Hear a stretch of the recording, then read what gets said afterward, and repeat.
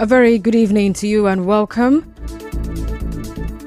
It's Thursday, 25th July 2024. Peace is the path to the prosperity of a nation. Let peace reign. On the news this evening, police seal up town hall set for commissioning by LACTC chairman. Spokesperson G60 lawmakers demand police neutrality in Rivers political crisis. President Tinubu governors, traditional rulers meet over 1st August protest. On the foreign scene, gang kills women, children in Papua New Guinea. I am Constance Mega. The news continues after this break. Nigeria Info, the hub for information.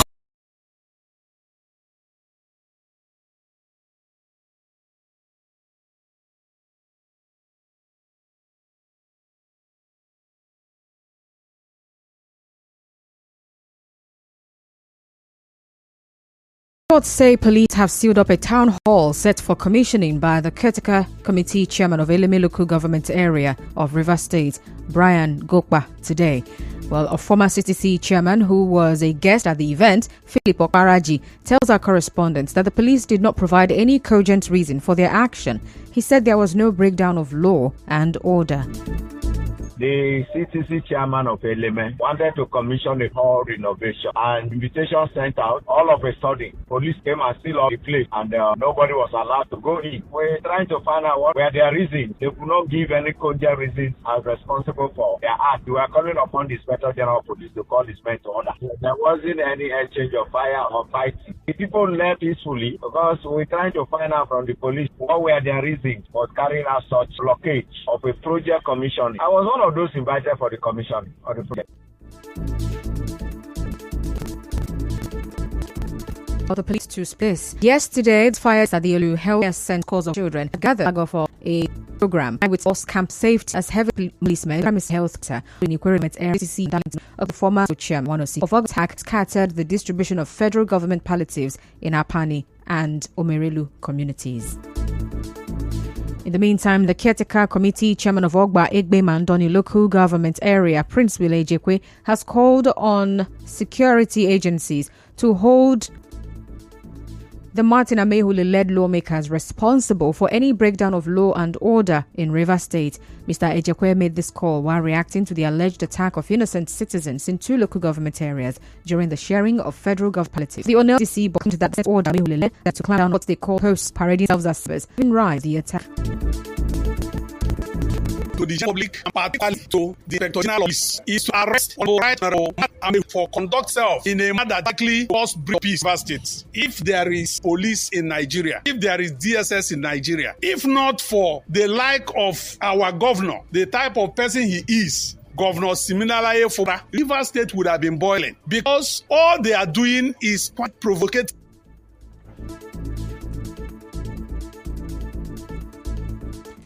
Meanwhile, the spokesperson of the G60 federal lawmakers, Ikenga Ugochinyere, has called on the police not to give advantage to what he called the Abuja-based politicians in the Rivers State political crisis. Mr. Ugochinyere said this shortly after arriving at the Port Harcourt International Airport for the retreat of the House of Representatives in Rivers State. I must say this, like as a Nigerian, not because I belong to any interest or any divide in the struggle, that respecting the rights of the people should be paramount to the police force. And the police force should not act in a way to show that they are giving undue advantage to the Abuja-based politician. The governor deserves some respect. The people of Rivers State deserve some respect. Indiscriminate arrest, indiscriminate attack. These are things that is unwelcome and not acceptable. Well, Mr. Ugochinyere described Rivers State as a peaceful state and urged the Inspector General of Police to allow the rule of law to prevail. I want to appeal to the Inspector General of Police. Here have been very peaceful. That is why our retreat is holding in Rivers State. If Rivers is not peaceful and stable, over 80 lawmakers from the Muslim and Dancing Patrol will not be coming to Rivers for their 3-day retreat. And we want this peace to continue, and that is why we are appealing to the IG not to take side in this thing, allow the rule of law to prevail, and stop aiding in any way the other side who are from Abuja.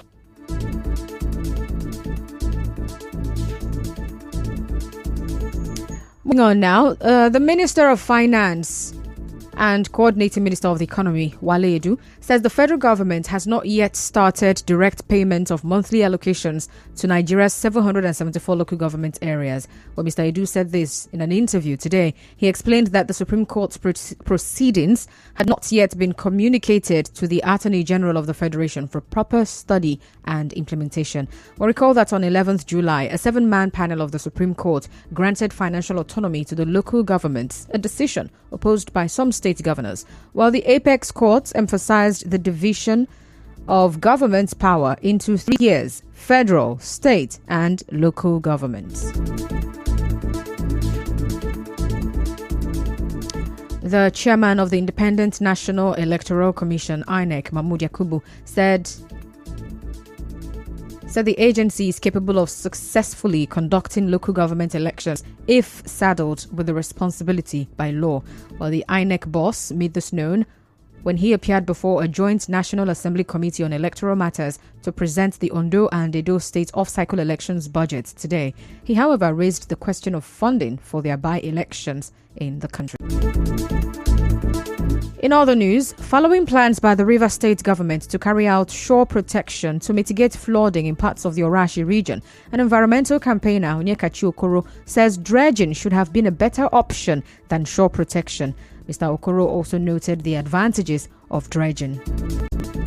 Because when you are dredging, very capital intensive, you have to move certain landmarks away because you are opening the canal and you're making it deeper to accommodate more water. However, shore protection is more or less just bringing huge boulders of rock and dropping it in such a way that the water does not overflow the bank. Dredging will take quite a while, but shore protection is more of a stopgap to the situation. However, from the environmental point of view, dredging has more gains than shore protection. The challenge about shore protection is that you need to have huge boulders.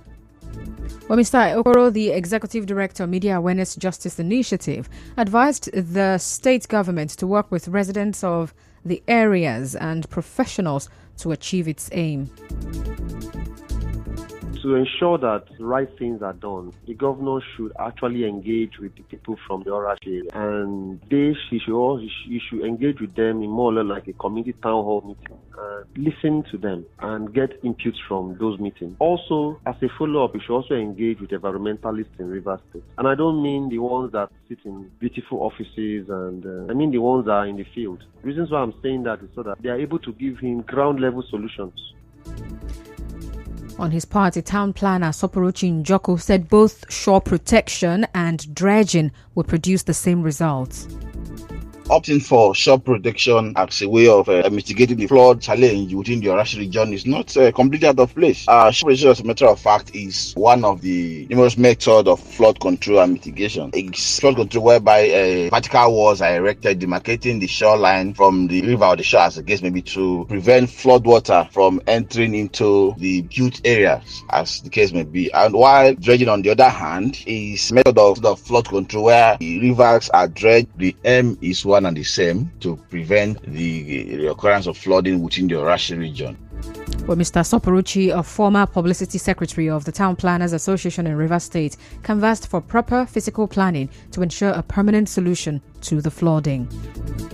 We will never get it right if we don't bring in fiscal planning solution to it. The flooding in the Orashi region has been with us for a number of years, and it's high time a permanent solution is preferred, whereby a study of that area will be conducted and a development blueprint or guide will be produced by relevant professionals, whereby you have master plan or development guide, as you may call it, to control physical development within those areas. Because whether we dredge or whether we do flood, if people build wrongly, the flood or the water will always find its way.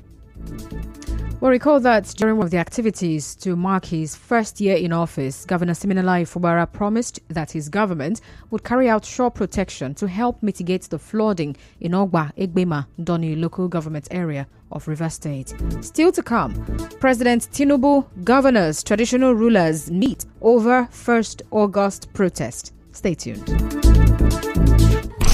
Allow us save you the stress. Count on us for your daily dose of information and current affairs. You ask for it, the conversation and more on Nigeria Info. Let's talk.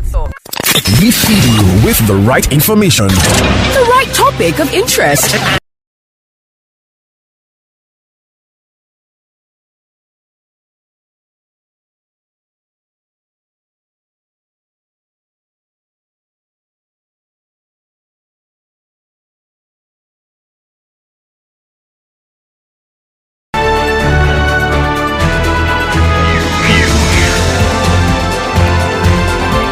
This is the news on 92.3 Nigeria Info.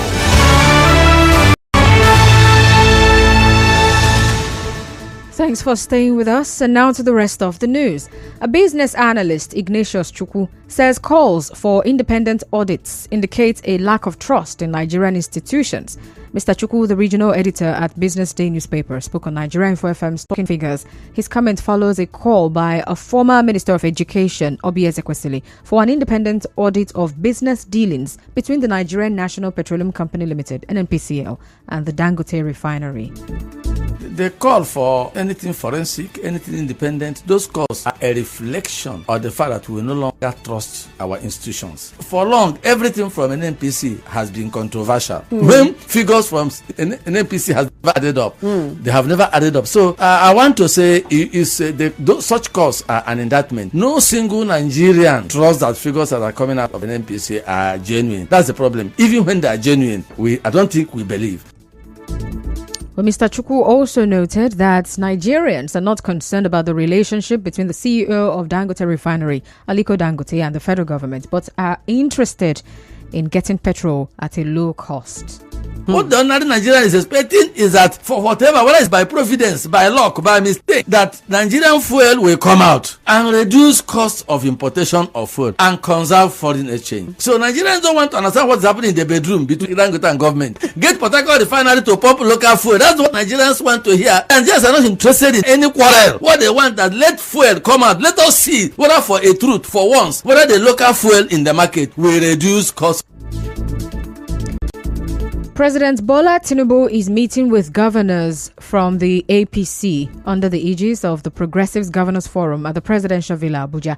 The meeting follows growing calls for nationwide protest against economic hardship. The protests, organized under the hashtag End Bad Governance, have gained significant traction on social media, even as the organizers remain largely anonymous, with no group officially claiming responsibility. Well, President Tinubu is also meeting with traditional rulers. And now, we bring you news from around the world. Dozens of villagers have been reportedly killed after a gang of young men launched a series of attacks in a remote region of Papua New Guinea. Survivors of the massacre have described hearing their neighbors' cries of pain and watching as others were spared as they tried to flee the gang in canoes. At least 26 people, including 16 children, were killed. Now there are fears that the death toll may rise. And that's the news this evening. But before we go, let's take a look at the highlights. You heard that the police have reportedly sealed up a town hall set for commissioning by the Eleme CTC chairman. Spokesperson for the G60 lawmakers, Ikenga Ogochinyere, has demanded police neutrality in the Rivers State political crisis. President Bola Tinubu is meeting with APC governors and traditional rulers over the planned 1st August protest. And on the foreign scene, a gang has killed women and children in Papua New Guinea. The news was edited by Onyeka Chinwosu. To reach the news team, send an SMS or WhatsApp to 0808 721 7215. I am Constance Mega. Thank you so much for listening. Good evening.